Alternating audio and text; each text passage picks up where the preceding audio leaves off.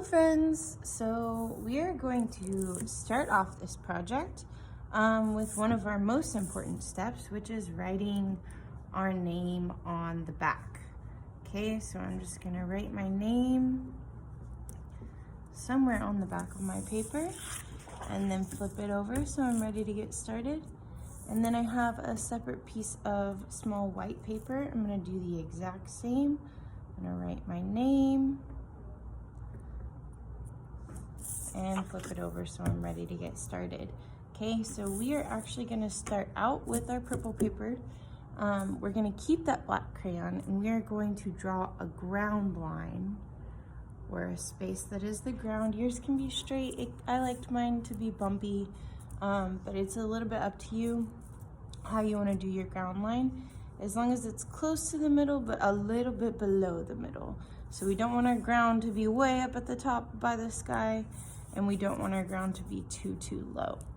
Okay, so we have our ground line. Next, we're going to get a paper plate with some white paint and a sponge. I'm gonna get some white paint on my sponge, and I am just going to dab on little cloud shapes. So there's one fluffy cloud. I'm gonna come in for my second fluffy cloud. That one has a bit more paint on it, so it's a little bit more white. Add more paint to the first one. Your clouds don't have to look all the same. Clouds look really different in the sky, right? So we can be mindful of that and know that our clouds can look a little bit different from each other.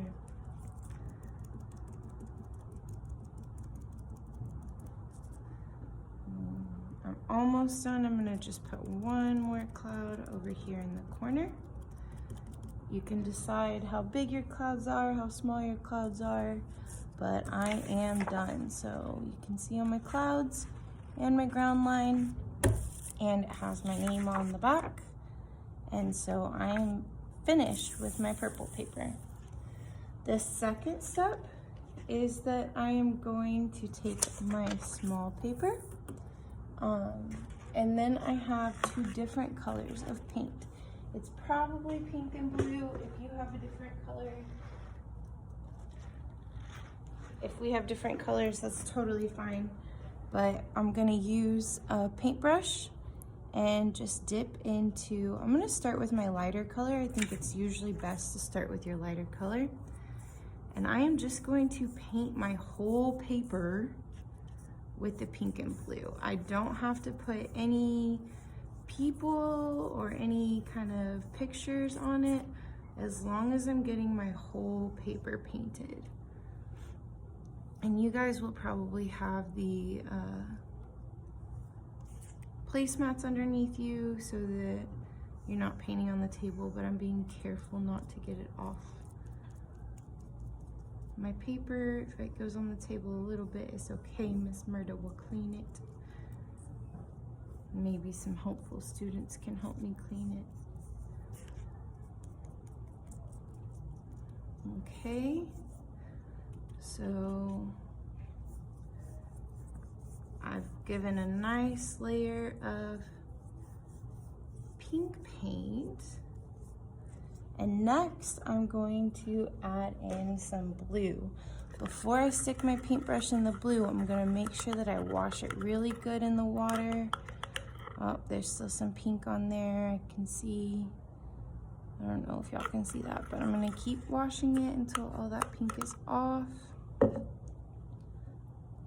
Okay, it's all good now. Clean paintbrush, so I'm ready to dip in my blue. So I'll swirl around and dip in the blue.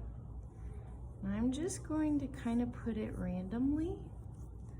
I'm not going to add that much blue because the blue is darker than the pink, so it will stand out a lot more.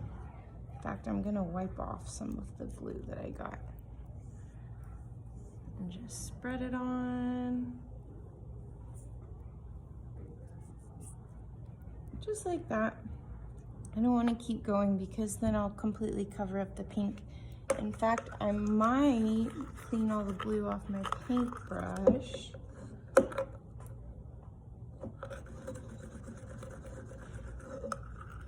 Got my water cup. Clean all the blue off my paintbrush and dip back in the pink and go over it just a little bit more. Add more pink spots.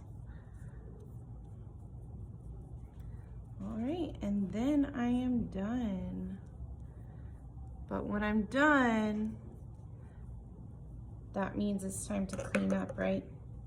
So I'll raise my hand and let Miss Merida know that my paintings are both finished. I have my pretty clouds for my background, and I've got my pink and blue paper. Miss Merida can come and take these and put them in the drying rack to dry, and that way we can make the rest of our porcupine next time. Woohoo!